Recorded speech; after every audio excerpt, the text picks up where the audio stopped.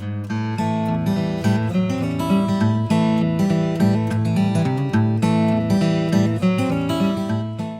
everyone.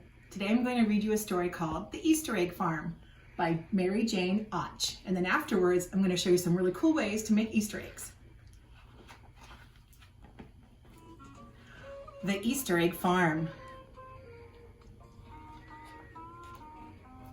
Pauline lived in Mrs. Pennyward's hen house with 4 other hens. Each day, Mrs. Pennyward collected the eggs.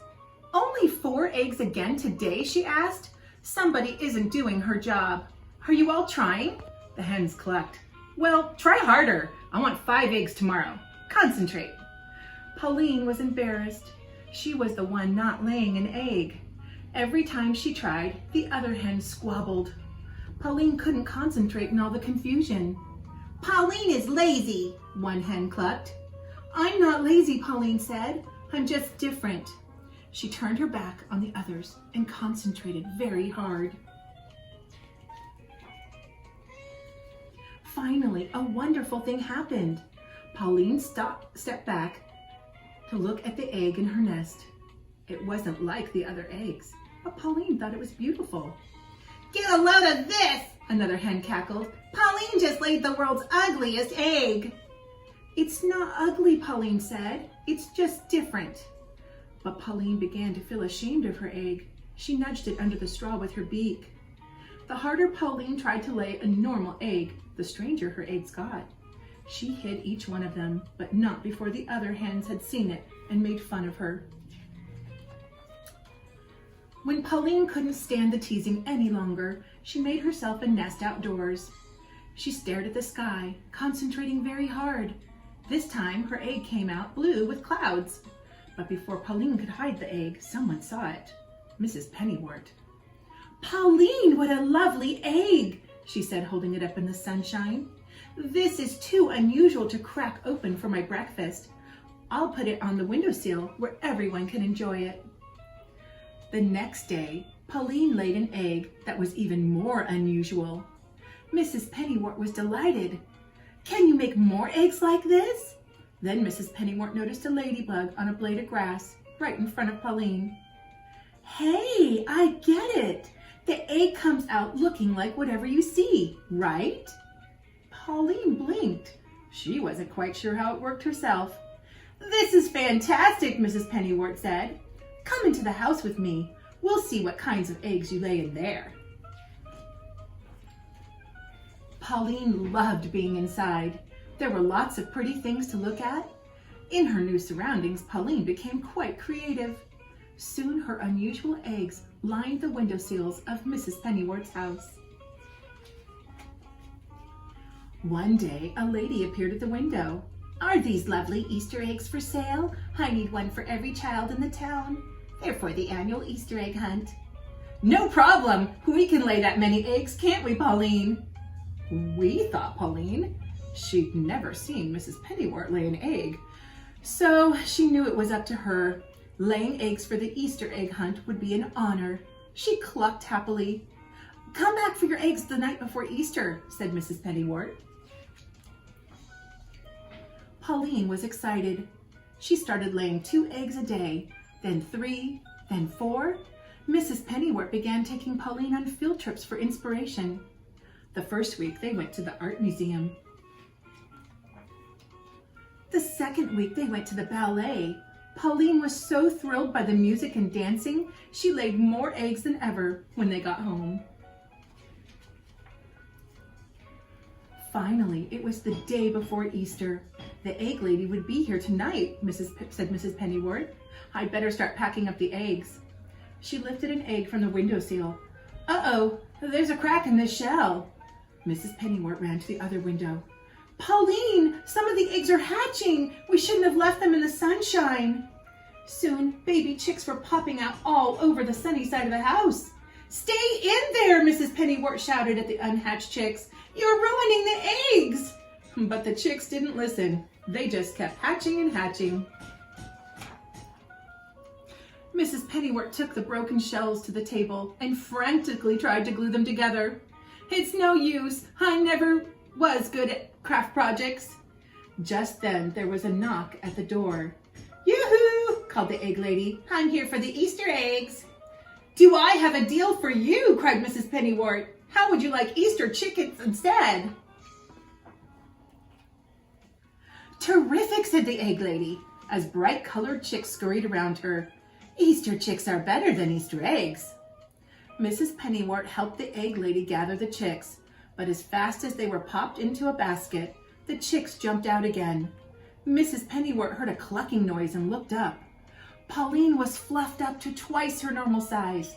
She spread her wings out like an umbrella, protecting the chicks who raced toward her. Oh, Pauline, said Mrs. Pennywort. Of course we can't give away the chicks.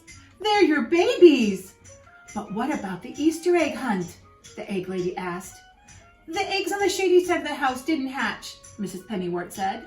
You can take those. Pauline kept all of her babies. She loved being a mother. Every day, she took her chicks for a walk, showing them the beautiful things around the farm. The chicks' grown-up feathers started to come in. These chicks sure are different, said Mrs. Pennywort. Pauline clucked proudly. Soon Pauline's daughters were laying their own eggs. They took turns in the nest box, laying eggs of every color and design. Children from miles around came to see the unusual eggs and chickens. Mrs. Pennywort's farm became known as the Easter Egg Farm. Pauline still lives on the Easter Egg Farm, but she doesn't lay as many eggs as she used to. Now, whenever she feels an egg coming on, Pauline closes her eyes. She doesn't concentrate on anything. Then she lays a perfectly ordinary, plain white egg, just to be different. I hope you liked the story, The Easter Egg Farm. And now I'm going to show you some interesting different ways to make Easter eggs.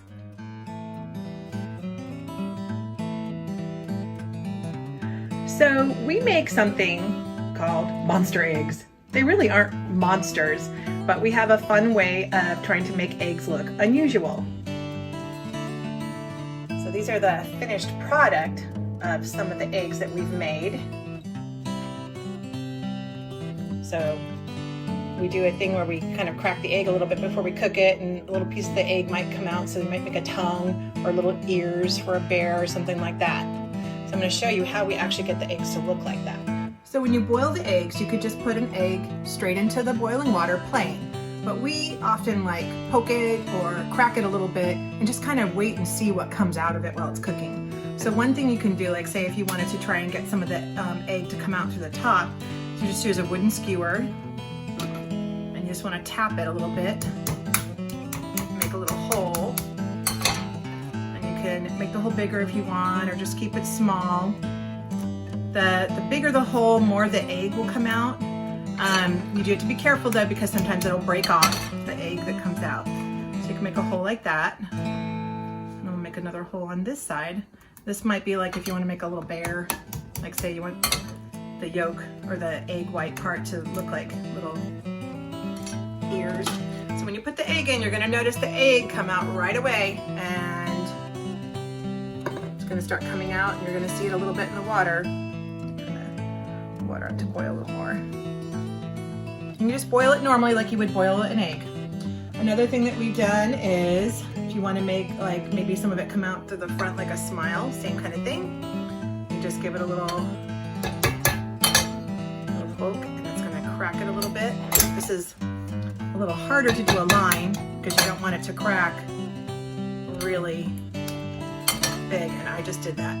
So this is gonna be, well, we'll see what happens. So I'm just gonna put the egg in like that, and we'll see what happens as it's boiling. So, and then sometimes we'll just crack the egg like this. Just hit it with scissors and just see what happens. We'll put that one in. And then you just boil them just like you normally would boil the eggs. Time it, and then see what comes out when it's done. So this is kind of an example of when the eggs come out and they're all dried and everything, then you can start to think about, oh, what can I make with these eggs? And that's when the creative process starts. We use crayons, we use food dye when we're dyeing our eggs, and then sometimes the kids might actually use a marker to mark on them, but the possibilities are endless. Have fun!